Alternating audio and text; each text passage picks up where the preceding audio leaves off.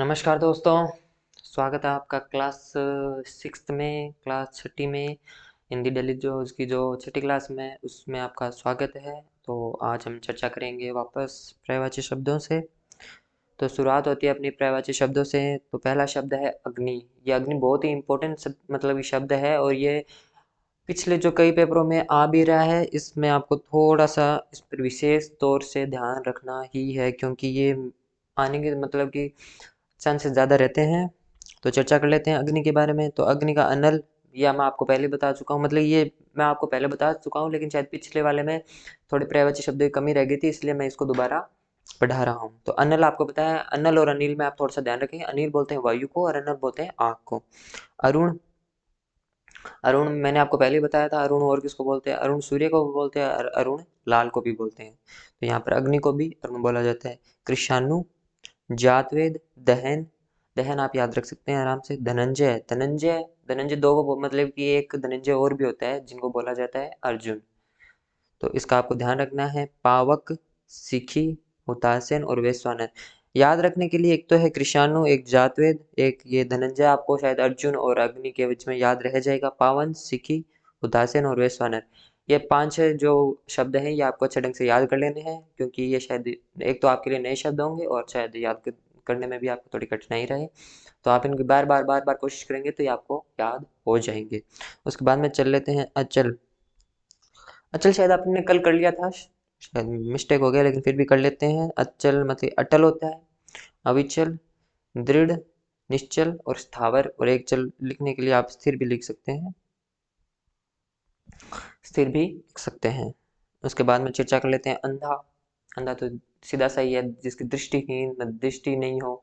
चक्षुहीन, ये दृष्टि का ही मतलब आंखों का ही आपको पर्यायवाची शब्द है। चक्षुहीन, तो यह आपके लिए सरल होंगे। अंधे का दृष्टिहीन, नेत्रहीन, चक्षुहीन। उसके बाद में चर्चा कर लेते हैं अध्यापक, जो बहुत ही इम्पोर्टेंट है। हालांकि मैं भी एक अध्यापक की भूमिका ही अदा कर रहा हूँ, तो अब अध्यापक होना खुद में ही एक एक सौभाग्य की बात है। और मैं बहुत ज़्यादा सौभाग्यशाली हूँ कि मेरी वजह से कुछ मेरे शिष्यों को या कुछ मेरे मित्रों को लाभ हो रहा है।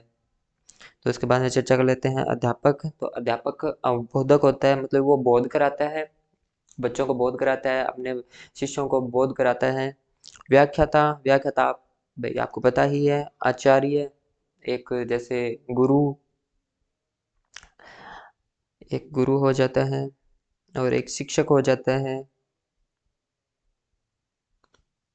तो ये आपको याद रखने हैं। उसके बाद में अकाल। अकाल शायद करा दिया था क्या मैंने? ये दोबारा कैसे है? सॉरी, माफी चाहता हूँ मैं। अकाल कल करवा दिया था। दुर्भिक्ष और ये सूखा और एक काल आप मैंने बताया था, राजस्थानी में बोलते हैं काल पड़ गयो। तो ये भी आपको ध्यान में रखना है। इसके बाद में चर्चा कर लेते हैं विलोम शब्दों के बारे में। तो विलोम शब्द है देह। देह का विलोम शब्द होता है देह। तो देह मतलब कि देह का मतलब जो देने योग्य हो, देने योग्य होता है वो तो होता है देह, और जो देने योग्य नहीं होता है वो होता है अदेह। तो इसका ध्यान रखना है। जे, जे का आपको विलोम हो जाता है अजेय। जे मतलब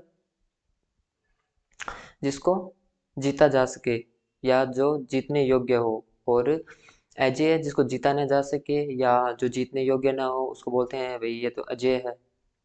विज्ञ, विज्ञ, विज्ञ यहाँ पर विशेष होता है, मतलब जिसे विशेष ज्ञान हो या जो किसी चीज को विशेष तरीके से जानता हो उसे बोलते हैं विज्ञ। आगे आपको पता ही है। सहसीम, सहसीम या सीम, सीम का अर्थ है सीमा, मतलब सीमा सहित और सीमा रहित। ऐसी मतलब सीमा रहित। गम्य, जहाँ पर जाना, जहाँ पर जाया जा सके, और अगम्य इसका विलोम हो जाता है। तो इसका आपको ध्यान में रखना है। इसके बाद में चर्चा कर लेते हैं अनेकार्थी शब्द के बारे में। तो पहला शब्द है अक्षर। तो अक्षर वर्ण आपको याद रहता ही है, इसमें कोई आपको समस्या नहीं होगी। एक तो गगन, धर्म, सत्य, अविनाशी और ब्रह्म। ये आपको पांच वर्ण, सॉरी पांच शब्द आपको याद रखने हैं। इसके बाद में अहि, अहि सांप, नाभि, राहु और कष्ट। ये आपको चार शब्द है, थोड़े इजी शब्द आपको याद रखने होंगे। आत्मा, एक तो बुद्धि होती है। जीवात्मा आप इससे याद रख ही लेंगे। देह, भाई आपको माना जाता है कि भाई हमारी देह एक खुद में ही एक आत्मा होती है। ब्रह्मा और वायु, इनका आपको ध्यान रखना है। इजी सब मतलब ये शब्द है और कम से कम शब्द लिए गए हैं, जो इम्पोर्टेंट है परीक्षा की दृष्टि से महत्वपूर्ण है वही शब्द लिए गए हैं। तो इनका आपको अच्छे ढंग से याद कर लेना है। इसके बाद में चर्चा कर लेते हैं वाक्यांश के लिए एक शब्द। तो पहला वाक्य, जिसका दमन न किया जा सके। जिसका दमन न किया जा सके उसको बोलते हैं अदम्य। तो ये आपको याद रह जाएगा, जिसका दमन न किया जा सके अदम्य। जिस पर किसी ने अधिकार कर लिया हो, जैसे कब्जा कर लिया हो या अधिकार कर लिया हो, तो उसे बोलते हैं अधिकृत। कई कई बार सरकार अधिकार कर लेती है, मतलब जमीनों पर अधिकार कर लेती है, या कोई और है उस पर अधिकार कर लेता है, उसे बोलते हैं ये सरकार की अधिकृत आती है, ये जमीन सरकार के अधिकृत आती है, ये जमीन वन विभाग की अधिकृत आती है, क्योंकि उस पर वन विभाग का अधिकार होता है। तो पहाड़ के ऊपर की समतल जमीन या समतल जो चट्टान भी एक समतल होती है, तो उसको बोलते हैं अधित्यय का। और नीचे की जो समतल होते हैं उसे बोलते हैं उपत्यय का। तो आपको उपत्यय का के बारे में आएगा तब मैं बता दूंगा। उसके विधायिका द्वारा स्वीकृत नियम उसे बोलते हैं अधिनियम। ये आपको अधिनियम थोड़ा सा याद रखना है। जो बंदे जो मेरे मित्र एलडीसी की तैयारी कर रहे हैं, तो उनको ये थोड़े से शब्द हैं जो याद रखने हैं, जैसे एक तो अधिकृत, एक अधिनियम और ये अधिवक्ता। ये शायद एलडीसी से बहुत ज़्यादा संबंध रखते हैं, तो इनको आपको अच्छे ढंग से याद करना है। किसी पक्ष का समर्थन करने वाला वकील, तो उसे बोलते हैं अधिवक्ता। तो इसको आपको ध्यान में रखना है। और ये मैंने इंपॉर्टेंट लिए हैं, तो उनको आपको अच्छे ढंग से याद कर लेना है। इसके बाद में चर्चा कर लेते हैं शब्द शुद्धि के बारे में। तो पहला, अंत्येष्टि। ठी नहीं होगा यहाँ पर, अंत्येष्टि होगा। तो टी और ठै टी का, ये ठै टी का याद रखना है।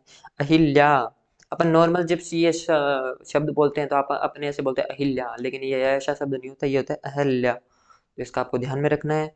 अधीन, ये भी अपन बहुत बार गलती करते हैं, तो इसका आपको याद ध्यान रखना है, अधीन होता है। अभीष्ट, तो इसमें भी टै और ठै का थोड़ा फर्क है, ध्यान रखना है। ऐक्य और ऐक्य, ये शब्द बोलने में तो एक जैसा ही है, लेकिन इसमें मात्रा बढ़ी आएगी। एक अपन शब्द बोलते हैं, मैंने शायद आपको पहले पिछली क्लास में बताया था, अपन शब्द बोलते हैं हिरण, लेकिन ऐसा कोई शब्द नहीं होता, शब्द होता है हरिण। शब्द होता है हरिण, तो इसका आपको ध्यान रखना है।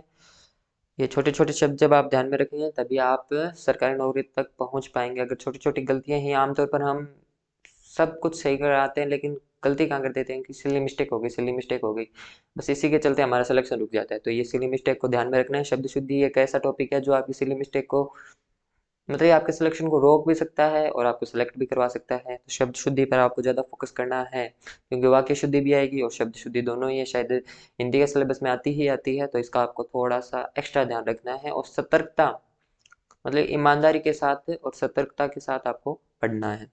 इसके बाद में चर्चा कर लेते हैं मुहावरों के बारे में। तो पहला मुहावरा है आंख बंद होना या आंख मूंदना।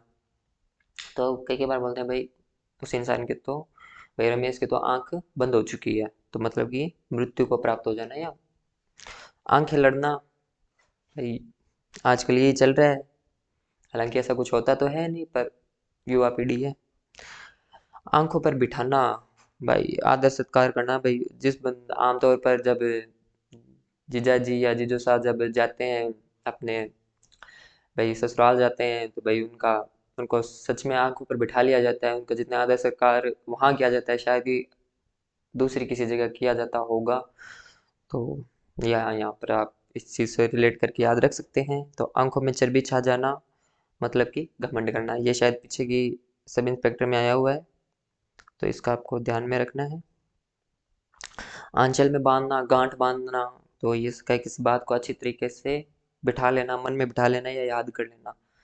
तो मेरी आपसे ये आशा है कि जो मैं आपको पढ़ा रहा हूँ आप उसको अपनी गांठ बांध लीजिए। आप पहले जब हम छोटे थे तब टीचर कहते थे कि आपको ये बात गांठ बांध के रख लेनी है, या आज से आपको ये करना है वो करना है, तो इस बात को आप ध्यान में रखेंगे।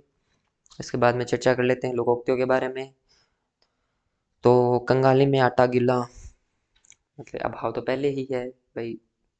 एक तो क्या ही बताएं, अगर आटा गीला हो जाए तो उसकी रोटियां बनाना मुश्किल हो जाती है।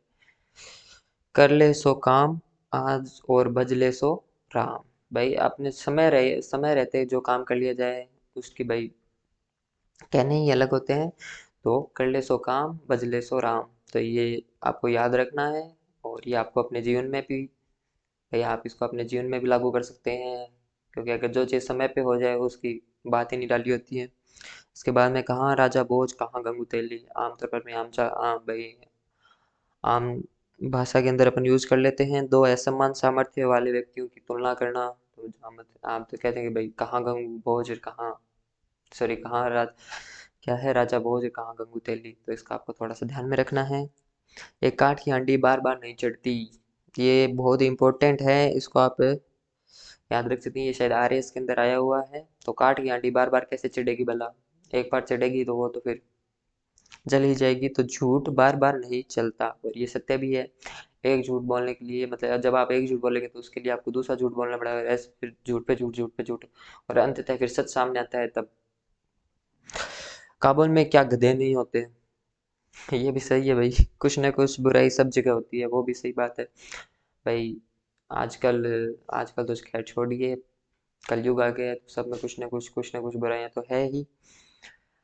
तो आज की अपनी क्लास समाप्त करते हैं, और आपसे यही आशा है कि आप हमारे एफर्ट्स को ध्यान में रखते हुए चैनल को सब्सक्राइब कीजिए, कमेंट कीजिए और ज़्यादा से ज़्यादा शेयर कीजिए। धन्यवाद।